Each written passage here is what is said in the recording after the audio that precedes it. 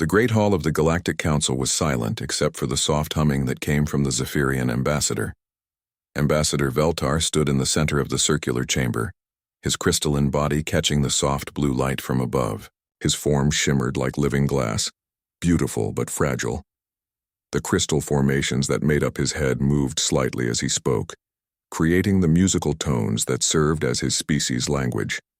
"Honored council members," Veltar began, his voice translated into the common galactic tongue through the chamber's systems. "We come before you not as diplomats, but as survivors begging for help." The representatives from 47 different worlds sat in their assigned seats around the chamber. Some looked like giant insects, others resembled walking plants, and a few could barely be called solid at all. They all watched the Zephyrian with concern. The Zephyrians were known throughout the galaxy for their peaceful nature and their ability to share thoughts and feelings with others through their minds. They had never asked for military help before.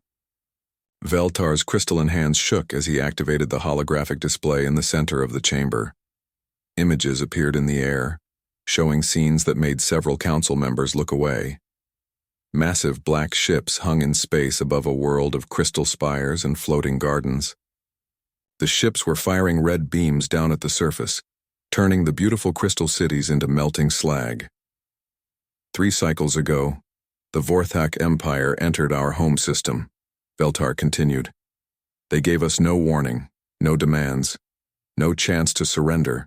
They simply began destroying our cities and taking our people as slaves. The images changed to show Zephyrians being loaded into dark cargo holds. Their crystal bodies had lost their glow, becoming dull and gray. Many were cracked or broken. The sight made Veltar's own light dim with sadness. "We tried to communicate with them using our telepathic abilities," he said.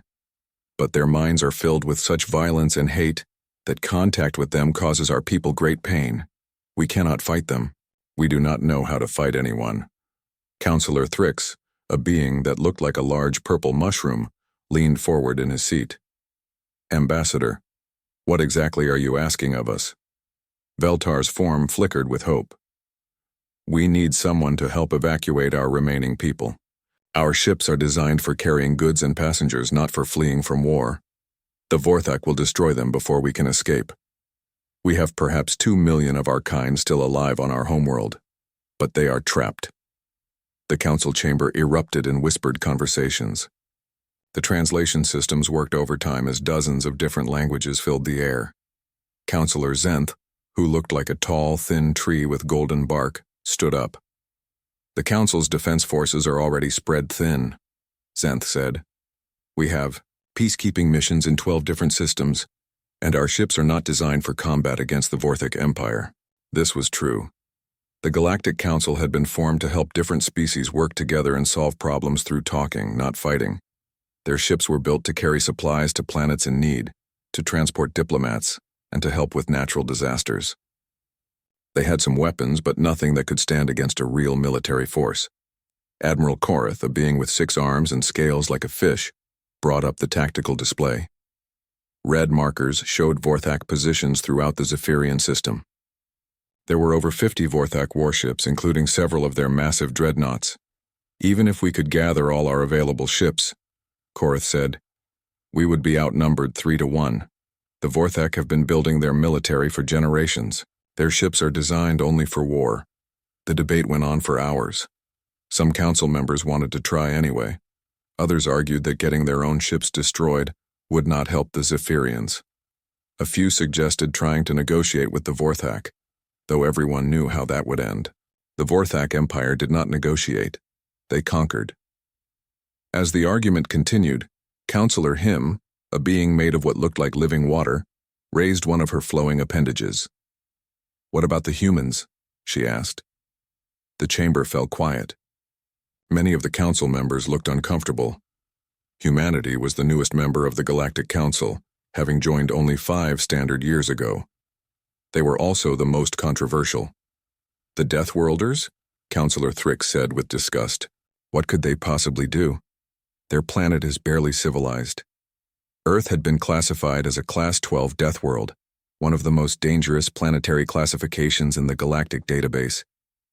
Most council species came from gentle worlds with Mild weather, friendly animals, and few natural disasters. Earth was the opposite. It had deadly weather, poisonous animals, earthquakes, volcanoes, and dozens of other things that could kill you. The fact that humans had not only survived on such a world, but had actually developed space travel, was considered a miracle by most galactic scientists. The humans do have ships, Admiral Korath pointed out, and they have been very helpful with rescue operations in the past. This was true. Human ships had proven surprisingly useful for emergency work. They were built tough, able to operate, in dangerous conditions that would destroy most other vessels. Human crews also seemed unusually willing to take risks to help others, but they were still seen as primitive by most of the galaxy. Counselor Zenth accessed the human files. According to our records, humanity has a small fleet of patrol vessels and cargo ships. Nothing that would be useful against the Vorthak. Veltar looked around the chamber with growing desperation. His crystal body was dimming as his hope faded. "Please," he said, "we are not asking you to fight our war for us. We just need someone to help get our people to safety. Even if you can only save a few thousand, it would mean our species might survive." The council members looked at each other. Finally, Counselor Him spoke again. "I move that we send a request to Earth for humanitarian assistance. The humans have shown they are willing to help with evacuation operations." "Seconded," said Admiral Korath. The vote was close, but it passed. The council would send a carefully worded message to Earth, asking for help with evacuating Zephyrian civilians. They would make it clear that this was a humanitarian mission, not a military one. The last thing anyone wanted was for the primitive humans to try to fight the Vorthak and get themselves killed. As the council session ended, Veltar remained in the chamber, his crystal form glowing dimly in the blue light. He had gotten what he asked for, but he was not sure it would be enough. The humans were kind, but they were also small and weak compared to the Vorthak. Their ships were tough but not very fast. By the time they reached the Zephyrian system, there might be no one left to save. Unknown to Veltar and the Galactic Council, their message would reach Earth at the worst possible time. Admiral Saracen had just finished reading intelligence reports about Vorthak expansion into 3 other systems. The reports included detailed accounts of what the Vorthak did to civilian populations. The images were much worse than what Veltar had shown the Council. The Council's request for humanitarian assistance would be interpreted very differently on Earth than they intended. Humans had their own ideas about what constituted appropriate humanitarian aid when facing genocide, and the ships the Council thought represented humanity's entire fleet were actually just the vessels Earth used for routine patrol work. The real human fleet had never been shown to the galaxy. Earth's leaders had decided it was better to let other species think of humans as helpful primitives, rather than reveal what a species raised on a death world was truly capable of when aroused to anger. That was about to change. Admiral Saracen stood in the command center of Terra Station, Earth's primary orbital defense facility. The massive space station rotated slowly above the blue and green world below, its windows offering a view of the planet that had given birth to the only species crazy enough to thrive on a death world. Chen was reviewing the morning intelligence reports when her aide, Lieutenant Commander Rodriguez, approached with a data pad. "Admiral, we've received a priority transmission from the Galactic Council," he said. Chen took the pad and read the message. Her expression grew darker with each line. The Council was requesting humanitarian assistance for something called the Zephyrian crisis. The message was full of diplomatic language, but Chen had learned to read between the lines during her 20 years of military service. "Pull up everything we have on the Zephyrians and this Vorthak Empire," she ordered. The main display in the command center lit up with information. The Zephyrians were a peaceful species of crystal-based life forms. They had no military to speak of, and were known throughout the galaxy for their telepathic abilities and their skill at growing beautiful crystal cities. They had been council members for over 200 years without ever causing trouble for anyone. The Vorthak Empire was a different story entirely. Chen's intelligence files painted a picture of a militaristic society that had been expanding aggressively for the past 50 years. They conquered other species, enslaved the survivors, and stripped planets of their resources before moving on to the next target. "Admiral," called out Commander Torres from the intelligence station, "I've got the real-time feeds from our deep space sensors." The display changed to show long-range sensor data from the Zephyrian system. Chen studied the tactical situation and felt her jaw tighten. 50-plus Vorthak warships had surrounded the Zephyrian homeworld. The planet's orbital cities were already gone, reduced to glowing debris. Energy readings showed that the Vorthak were systematically destroying the surface cities and killing or capturing the inhabitants. "How long has this been going on?" Chen asked. "Based on the sensor data, about 3 standard weeks," Torres replied. "The Vorthak are taking their time. This looks like their standard pattern. Destroy all military resistance first, then slowly break down civilian morale before starting the major slave raids." Chen had seen this pattern before. The Vorthak liked to make their conquests last, savoring the fear and despair of their victims. It was psychological warfare designed to make other species too terrified to resist when the Vorthak came for them. "Ma'am," Rodriguez said quietly, "the Council's message specifically requests evacuation support. They're not asking us to engage the Vorthak militarily." Chen looked at him with the expression she reserved for junior officers who had missed something important. "Commander, what do you think happens to our evacuation ships when they try to leave the system with Zephyrian refugees?" Rodriguez understood immediately. The Vorthak would destroy them. Exactly. You cannot conduct a humanitarian evacuation in the middle of an active war zone without dealing with the hostiles first. Chen turned to the communication station. "Get me a secure channel to the Defense Council on Earth." The communication took several minutes to establish.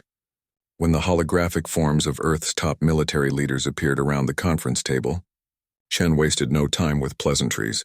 "Gentlemen, we have a situation." She transmitted the Galactic Council's request and the intelligence data to their terminals.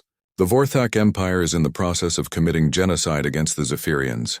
The Galactic Council wants us to provide evacuation support." General Morrison, the head of Earth's defense forces, studied the tactical data. 50 Vorthak warships. How do they compare to our vessels? Chen brought up comparative specifications. Their individual ships are larger than ours, but their technology is about 50 years behind our current generation. They rely on brute force tactics and superior numbers. Their weapons are powerful but relatively slow. Their defenses are heavy but not adaptive. Defense Minister Walsh leaned forward. "What's your assessment, Admiral?" "The Vorthak have never faced serious resistance," Chen replied. "They're used to fighting species that surrender after a token resistance. Look at their formation around the Zephyrian world. They're not even trying to protect their flanks or maintain proper spacing. They're overconfident." Admiral Jackson from the Pacific Fleet studied the enemy positions. "How many ships would you need to break their blockade and establish an evacuation corridor?" Chen had already run the numbers. "To guarantee success and minimize our casualties, I'd want the full Terran defense fleet, 200 ships led by the Indomitable." The room fell silent. The Indomitable was Earth's newest and most powerful warship, a dreadnought that represented the cutting edge of human military technology. It had never been revealed to the Galactic Council. In fact, most of Earth's true military capability had been kept secret. "That seems like overkill for a humanitarian mission," General Morrison observed. "Sir, with respect, this stopped being just a humanitarian mission the moment the Vorthak decided to commit genocide," Chen replied. "If we send a small evacuation force, they'll be destroyed and the Zephyrians will still die. If we send enough force to actually accomplish the mission, we might as well do it right." Defense Minister Walsh nodded slowly. "There's another consideration here. The Galactic Council sees us as helpful primitives. They think our few patrol ships represent our entire space fleet. If the Vorthak succeed in wiping out the Zephyrians, how long before they start looking at other peaceful Council worlds? How long before they decide that the primitive humans might make good slaves?" The implications were clear. The Vorthak Empire was a threat not just to the Zephyrians, but to the stability of the entire galactic community. Humanity had been content to keep a low profile, but that strategy only worked as long as no one threatened them or their allies. Admiral Jackson accessed Earth's fleet deployment records. The Indomitable just finished her trials. The entire fleet is currently in Sol system for the annual exercises. We could have them ready to depart within 48 hours. Chen felt a grim smile cross her face. Then I recommend we accept the Council's request for humanitarian assistance. We'll provide the most thorough humanitarian aid in galactic history. Approved, Minister Walsh said. Admiral Chen, you'll command the mission personally. Your orders are to evacuate as many Zephyrian civilians as possible and neutralize any threats to the evacuation operation. The phrase, neutralize any threats, was military code for destroying enemy forces. Everyone in the room understood that the Terran Defense Fleet was about to introduce the Vorthak Empire to the concept of total war, as practiced by a species raised on a death world. After the conference ended, Chen remained in the command center to oversee the fleet mobilization. 200 human warships began moving toward the jump point at the edge of the solar system. Each ship was crewed by men and women whose ancestors had survived ice ages, supervolcanoes, asteroid impacts, and countless wars. They came from a world that had spent millions of years trying to kill them, and they had not just survived but had learned to fight back. The ships themselves reflected this heritage. Human vessels were built to operate in the vacuum of space, but they were also designed to survive anything the universe could throw at them. Their hulls could withstand impacts that would shatter most alien ships. Their systems were redundant and hardened against every form of damage human engineers could imagine. As the fleet prepared to jump, Chen composed her response to the Galactic Council. It was brief and to the point. Request received and accepted. Humanitarian assistance en route. Estimated time of arrival, 6 standard days. She did not mention the size of the force being sent or its capabilities. Let the Council think the humans were sending a few cargo ships and medical vessels. The surprise would be educational for everyone involved. The last ship in the formation was the TDF Indomitable, Admiral Chen's flagship. As it moved toward the jump point, its hull gleamed with the dull gray coating that absorbed sensor scans and reduced electromagnetic signatures. The ship was 1 kilometer long and mounted weapons that could crack open asteroids or punch through the armor of any known warship. But the Indomitable's most dangerous feature was not its weapons or its armor, it was the mindset of its crew. Humans had learned long ago that in a universe full of things trying to kill you, the best defense was often a very good offense. The Vorthak Empire was about to learn that lesson the hard way. General Krex stood on the bridge of his flagship, the Vorthak Dreadnought Bonecrusher, and surveyed his conquest. The crystal world below glowed with fires as his forces systematically destroyed the remaining Zephyrian cities. The operation was proceeding exactly as planned. Krex was a veteran of 15 successful campaigns. He was tall and heavily built, with the gray-scaled skin and red eyes typical of his species. Scars covered his arms and chest, each one a trophy from a different world he had helped conquer. The Vorthak valued strength above all else, and Krex had proven his strength many times over. "General," called out his sensor operator, "we have incoming ships at the edge of the system." Krex turned to look at the tactical display. Several dozen contacts were appearing on the long-range sensors, moving in from the direction of the jump point. "Council reinforcements?" he asked. "Unknown, sir. The energy signatures don't match any known Council vessel types." Krex studied the sensor data with mild interest. In his experience, the Galactic Council always sent the same types of ships when they attempted to interfere with Vorthak operations. Fast courier vessels designed to evacuate civilians, occasionally escorted by a few patrol ships with light weapons. The Council species were all weaklings who avoided real fighting. "How many ships?" he asked. "Hard to get an exact count, sir. Sensor interference is high in this system. I estimate 30 to 40 vessels, probably evacuation ships." Krex nodded. This was typical. Some Council species would try to save a few thousand Zephyrians and then claim they had done their moral duty. It would not interfere with his primary objectives. "Send Squadron 7 to intercept," he ordered. "Standard protocol. Escort them out of the system." Squadron 7 consisted of 6 heavy cruisers, each one mounting enough firepower to destroy a small moon. It was massive overkill for dealing with Council evacuation ships, but Krex believed in being thorough. The sight of Vorthak warships usually convinced Council forces to leave without any actual fighting. Commander Thak acknowledged the order and led his squadron toward the incoming ships. As the Vorthak vessels moved away from the main fleet, Krex returned his attention to the planet below. His ground forces were reporting good progress in capturing Zephyrian civilians for the slave markets. An hour later, Krex's communications officer suddenly spoke up. "General, I'm receiving a distress signal from Squadron 7. "What kind of distress signal?" Krex asked, puzzled. "Squadron 7 was supposed to be escorting unarmed evacuation ships. It's fragmentary, sir. Commander Thak is reporting that they're under attack and requesting immediate reinforcement."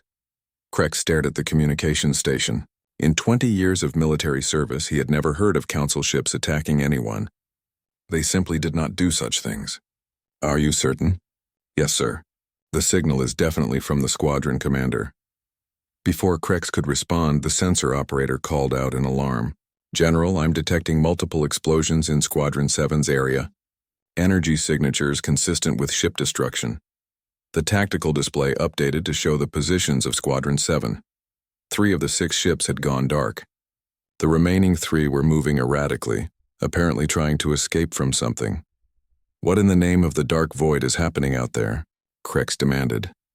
The answer came in the form of another transmission from Commander Thak.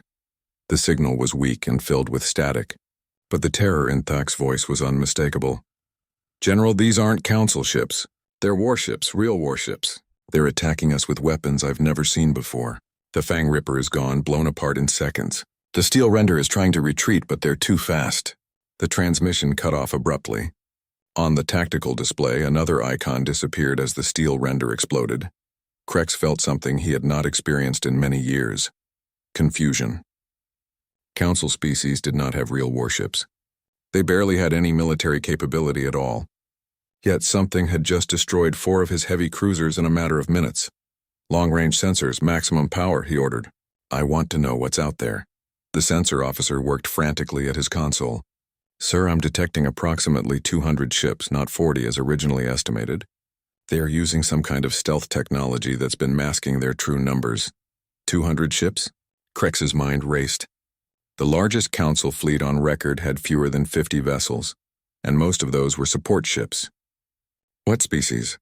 "Unknown, sir. The energy signatures don't match anything in our database." As Krex watched, the last 2 ships of Squadron 7 were systematically hunted down and destroyed. The attackers showed no mercy and gave no quarter. Within 30 minutes, one of his best squadrons had been completely annihilated. The communication station crackled to life with a new transmission. This one was not from his own forces. "Vorthak vessels, this is Admiral Sarah Chen of the Terran Defense Fleet. You are conducting military operations against a civilian population in violation of galactic law. Withdraw your forces immediately or we will be forced to remove you." Krex had never heard of the Terran Defense Fleet, but the name Terran was familiar. Terrans were humans, the primitive species that had recently joined the Galactic Council. They came from some kind of dangerous world and were known for being helpful with rescue operations. "Response, sir?" asked his communications officer. Krex activated the reply channel. "Human vessel, you are interfering with lawful Vorthak military operations. Leave this system immediately or you will be destroyed." The response came back within seconds. "Negative. We are here on a humanitarian mission authorized by the Galactic Council. We will not withdraw while civilians are under attack." Krex felt his anger rising. These primitives dared to threaten him. "I will give you one final warning, human. Withdraw or face the consequences. General Chen here. I believe there has been a misunderstanding. We're not here to withdraw. We're here to stop you." The transmission ended, leaving Krex staring at the communications console in disbelief. In his entire career, no enemy had ever spoken to him with such casual confidence. Even species with significant military capabilities showed fear when facing the Vorthak Empire. "Sir," the sensor operator called out, "the human fleet is approaching at high speed. They're not following any recognized tactical formation."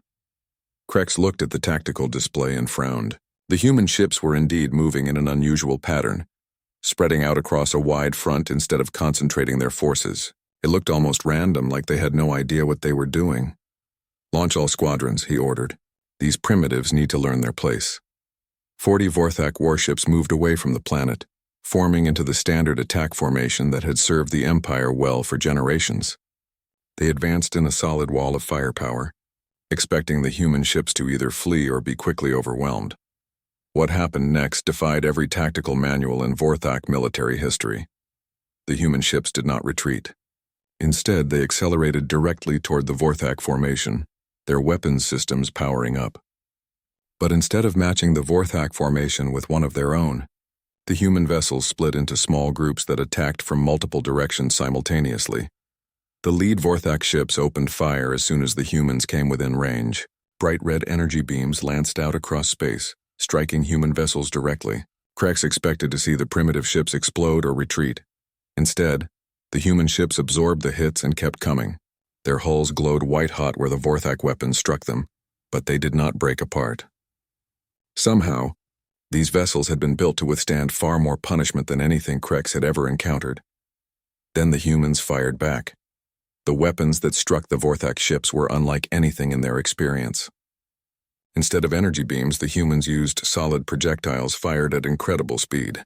The kinetic rounds punched through Vorthak armor like it was made of paper, causing massive internal explosions. 3 Vorthak cruisers were destroyed in the first exchange of fire. The others found themselves surrounded as human ships used their superior speed and maneuverability to attack from all sides at once. "How are they so fast?" Krex demanded. "How are their ships so strong?" His tactical officer was studying the sensor readings with growing alarm. "Sir, these ships appear to be designed for operation in extremely hazardous environments. Their hulls are built to withstand impacts and radiation levels that would destroy our vessels." Krex watched in horror as his fleet was systematically torn apart by an enemy that fought like nothing he had ever seen. The humans coordinated their attacks with precision, but they also took risks that seemed almost suicidal. They flew through weapons fire that should have destroyed them, rammed damaged Vorthak ships with their reinforced hulls, and never seemed to hesitate or retreat. Within 2 hours, half of his fleet was gone. The survivors were scattered and demoralized, many of them trying to flee the system. Krex's communications officer received one final transmission from the human admiral. "General Krex, this is Admiral Chen. Your fleet is defeated. Surrender now and your surviving ships will be allowed to leave. Continue fighting and we will destroy every last one of them." For the first time in his career, General Krex faced a choice he had never had to make before. He could surrender to an enemy, or he could watch his entire fleet die. The primitives from the Deathworld had just taught the Vorthak Empire what real warfare looked like. Admiral Sarah Chen stood on the bridge of the TDF Indomitable, watching the tactical display as her fleet dismantled the Vorthak forces with methodical precision. What the enemy saw as chaos was actually a carefully orchestrated demonstration of human military doctrine. "Admiral," reported Captain Martinez from the tactical station, "enemy fleet strength is down to 60%. Their formation is breaking apart." Chen nodded. The Vorthak had made the classic mistake of assuming that their standard tactics would work against any opponent. They had formed up in a traditional battle line, expecting the humans to do the same. Instead, Chen had deployed her fleet in what human tacticians called a swarm formation. The concept was simple but devastating. Instead of meeting the enemy's strength with strength, human ships attacked in small, fast-moving groups that struck from multiple directions at once. Each group targeted specific enemy vessels with concentrated fire, then moved on before the Vorthak could coordinate a response. "Captain Rodriguez," Chen called to the commander of her destroyer squadron, "take your ships through the asteroid belt. I want you to come around behind their main formation." "Understood, Admiral. We'll use the rocks for cover." This was another human innovation that the Vorthak had not expected. Most galactic species avoided asteroid fields during combat, considering them too dangerous to navigate while fighting. Humans saw them as tactical opportunities. Their ships were built tough enough to handle occasional collisions with space. Rocks and their pilots were trained to use asteroids as both cover and weapons. As Chen watched, Rodriguez's destroyers disappeared into the dense field of tumbling rocks that orbited the outer edge of the Zephyrian system. The Vorthak sensors lost track of them immediately. 20 minutes later, the destroyers emerged directly behind the enemy fleet and began attacking their unprotected rear. But the real masterpiece of human tactical thinking was happening in the electronic warfare sphere. Commander Lisa Park, Chen's intelligence officer, had been busy since the battle began. "Admiral, we've successfully penetrated their communications network," Park reported. "Their encryption is about 50 years behind our current capabilities." "Good. Begin Phase 2 of the psychological operations." What happened next would be studied in military academies across the galaxy for generations to come. The humans began broadcasting false orders over the Vorthak communication channels. Enemy ships received instructions to retreat, to change formation, or to target their own allies. The Vorthak command structure, which relied on rigid hierarchy and unquestioning obedience, began to collapse as units received contradictory orders from multiple sources. At the same time, human electronic warfare specialists flooded the Vorthak networks with carefully crafted disinformation. False sensor readings made enemy commanders think they were being attacked by phantom ships. Fake damage reports convinced some Vorthak captains that their vessels were more badly damaged than they actually were. The psychological effect was devastating. The Vorthak had built their entire military culture around the concept of overwhelming superiority. They were used to fighting enemies who were terrified of them. Suddenly, they found themselves facing an opponent who seemed to be everywhere at once, who anticipated their every move, and who treated their most powerful weapons as minor annoyances. "Sir," called out the communications officer on the Vorthak flagship, "I'm receiving retreat orders from High Command." General Krex stared at the officer. "That's impossible. High Command is 3 systems away. They couldn't possibly know about this battle yet." "The authentication codes are correct, sir." "Ignore it," Krex snarled. "Focus on the enemy ships." But the damage was already done. Half of his remaining fleet had received the same false orders, and several ship commanders had already begun to withdraw. The tight formation that was the foundation of Vorthak tactics was falling apart.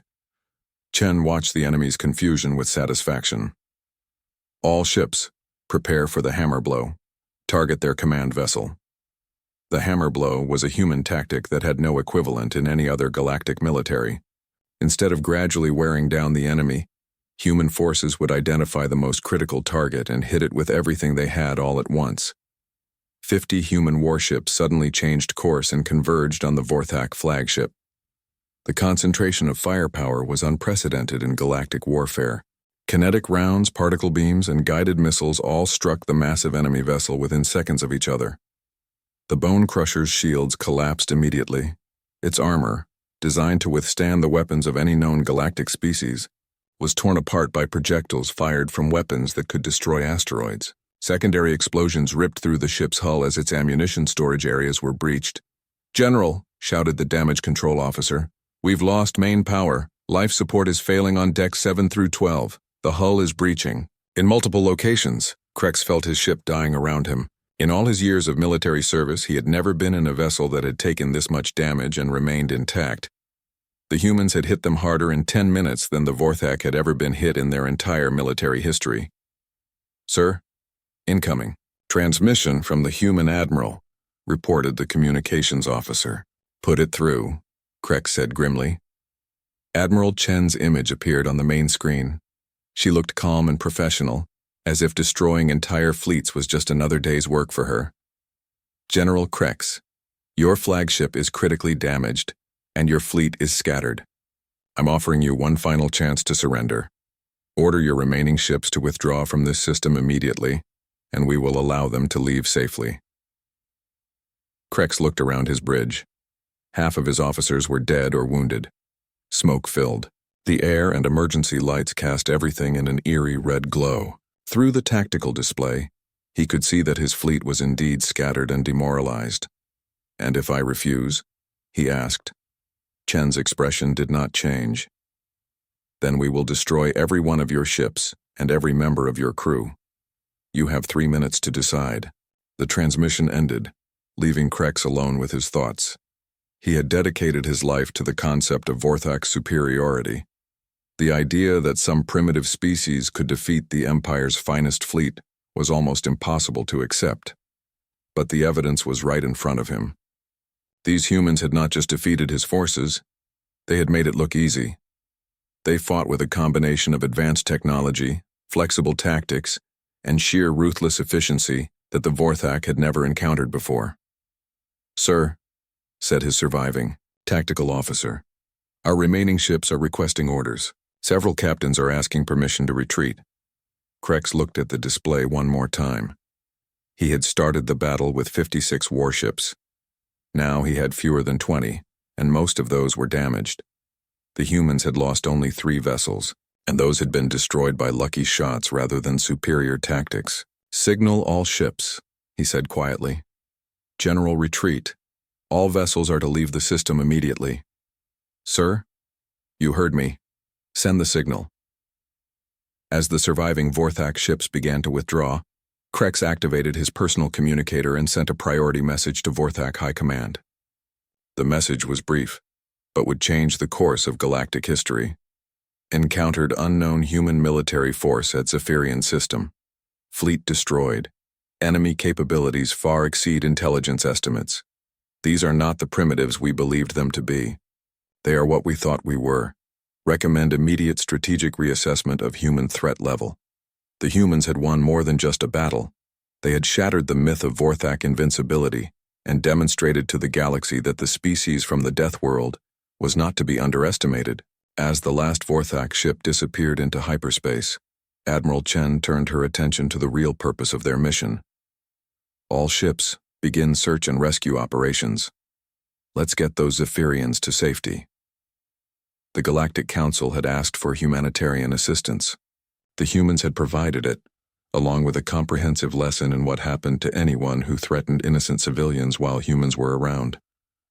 The galaxy would never look at the species from Earth the same way again. The crystal cities of Zephyr Prime glowed weakly in the pale light of their star. Their once brilliant spires now cracked and darkened by Vorthak weapons. Admiral Sarah Chen stood in the observation deck of the TDF Indomitable, looking down at the wounded world below. Her fleet had scattered across the system, hunting down the last remnants of the Vorthak invasion force and beginning the massive rescue operation. "Admiral," reported Captain Martinez, "we've located approximately 2 million Zephyrian civilians in underground shelters. They're alive but in poor condition. Many are suffering from what their doctors call resonance trauma." Chen nodded grimly. The intelligence briefings had warned her about this. When Zephyrians experienced extreme fear or pain, their telepathic abilities became a liability. The mental anguish of their suffering people created a feedback loop that affected the entire population. "What's the status of the evacuation ships?" 12 hospital ships have arrived from the medical fleet. The Zephyrians are being cooperative, but they're terrified. Most of them have never seen warships before, even friendly ones. This was one of the challenges of rescuing a completely pacifistic species. To the Zephyrians, there was little difference between human warships and Vorthak ones. Both were designed to project lethal force, a concept so alien to their culture that it caused them psychological distress just to think about it. Chen's contemplation was interrupted by an urgent call from Commander Torres at the sensor station. "Admiral, we have a problem. Long-range sensors are detecting a massive Vorthak fleet approaching the system. Estimated arrival time 4 hours. The tactical display updated to show the incoming threat." Chen's blood ran cold as she studied the data. Over 300 Vorthak warships were moving toward them at maximum speed, led by several vessels that were larger than anything they had encountered before. "It looks like they're sending everything they have," Torres continued. "This isn't just a rescue mission for their defeated fleet. This is a full invasion force." Chen understood immediately. The Vorthak Empire could not allow word to spread that their forces had been defeated by a supposedly primitive species. Their entire military doctrine was based on the fear and respect their reputation inspired. If other species learned that the Vorthak could be beaten, the Empire's expansion would grind to a halt. "How long until the civilian evacuation is complete?" she asked. "At current pace, at least 12 hours, Martinez replied. "The Zephyrians are fragile. We can't just load them into cargo holds like refugees from more robust species. They need specialized medical support during transport." Chen did the math quickly. The Vorthak would arrive 8 hours before the evacuation could be completed. Her fleet of 200 ships would be outnumbered more than 3 to 2, and she would have to fight while protecting helpless civilians. "Signal all ships," she ordered. "Prepare for defensive positions around the planet. And get me a priority channel to Admiral Jackson at Earth Command." The communication took several minutes to establish due to the distance. When Admiral Jackson's holographic image appeared, Chen wasted no time with pleasantries. "Admiral, we have a situation. The Vorthak are sending their main battle fleet to retake this system. Over 300 ships, including some new class of super dreadnought we haven't seen before." Jackson studied the tactical data she transmitted. What's your assessment? We can win, Chen said without hesitation. But it's going to cost us. And we can't retreat because we're in the middle of evacuating 2 million civilians who will die if we leave them. What do you need? Time. The evacuation will take 12 hours to complete safely. The Vorthak will be here in 4. I need to hold them off for 8 hours while protecting a planet full of helpless civilians. Jackson was quiet for a moment. Sarah, are you asking me for permission to engage a force that outnumbers you 3-2? No, sir. I'm informing you that I'm going to engage them regardless. The question is whether you want to send reinforcements. Admiral Jackson smiled grimly. This was exactly the kind of decision that had made Chen one of Earth's most respected fleet commanders. Reinforcements would take at least 6 hours to reach you, even if we sent them now. Then we'll hold for 6 hours and let the reinforcements finish the job. Approved. Give them hell, Admiral.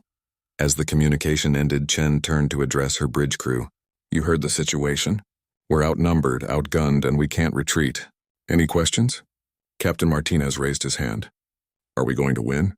Chen looked around the bridge at the faces of her officers. They were young men and women who had volunteered to serve on the most dangerous missions Earth could offer. They came from a world that had taught them that impossible odds were just another challenge to overcome. Yes, she said simply. We're going to win because we have to.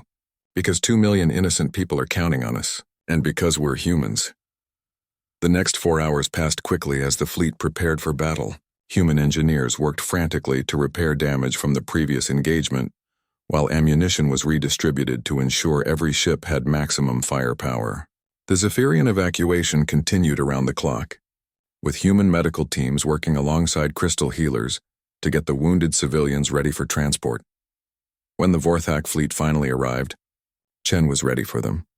The enemy approached in a massive wall formation, clearly intending to overwhelm the human defenders through sheer force of numbers. At the center of their fleet was a ship unlike anything the humans had seen before. It was nearly 2 kilometers long, bristling with weapons and surrounded by an escort of heavy cruisers. That's their flagship, Torres reported. Energy readings suggest it has firepower equivalent to 20 normal dreadnoughts. Chen studied the approaching enemy and made her decision. All ships implement Custer's last stand protocol. The reference was to an ancient Earth battle where a small force had held off a much larger enemy army. The protocol was designed for exactly this situation. When retreat was impossible, and victory required holding a position against overwhelming odds. Instead of meeting the Vorthak in open space, the human fleet took up defensive positions using the planet's gravity well and orbital debris as natural fortifications. They anchored themselves to asteroids and space stations, creating overlapping fields of fire that would force the enemy to come to them. The Vorthak commander, Grand Admiral Corvin, was confident of victory. He had brought the largest fleet in Vorthak history specifically to crush these upstart humans and restore the Empire's reputation. He ordered a direct assault on the human positions. What followed was the largest space battle in galactic history. The humans fought with the desperate fury of a cornered animal. Every ship became a fortress, pouring concentrated fire into the advancing Vorthak formations. When their weapons ran out of ammunition, human ships rammed enemy vessels with their reinforced hulls. When their hulls were breached, human crews continued fighting from sealed compartments until their life support failed. But the most devastating human weapon was not technological. It was psychological. As the battle raged, human communications specialists broadcast continuous updates to the entire Vorthak fleet. They provided detailed casualty reports, tactical analyses, and recordings of Vorthak ships being destroyed. They made sure every enemy soldier knew exactly how badly the battle was going for their side. Attention Vorthak fleet, Admiral Chen broadcast on all frequencies. You came here to commit genocide against innocent civilians. We came here to stop you. You have lost over 100 ships and gained nothing. How many more of your people have to die for your admiral's pride? The psychological warfare worked.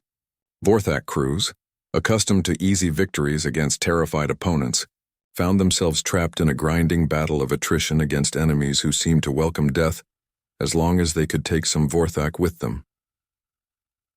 After 6 hours of continuous fighting, Admiral Jackson's reinforcement fleet arrived to find the humans still holding their positions. The fresh Earth ships struck the exhausted Vorthak fleet from behind, turning a desperate defense into a devastating rout. Grand Admiral Corvin, his flagship burning around him, sent his final transmission to Vorthak High Command. The humans are not like other species. They do not fight to survive. They fight to win. They are the apex predators of the galaxy, and we have awakened them. When the last Vorthak ship fled the system, Admiral Chen looked down at the planet below. Crystal cities were beginning to glow again as Zephyrian survivors emerged from their shelters. The evacuation was complete, and 2 million lives had been saved. The Galactic Council's request for humanitarian assistance had resulted in the complete destruction of 2 Vorthak fleets and the rescue of an entire species. But more importantly, it had announced to the galaxy that the age of easy conquest was over. The Deathworlders had arrived, and the universe would never be the same.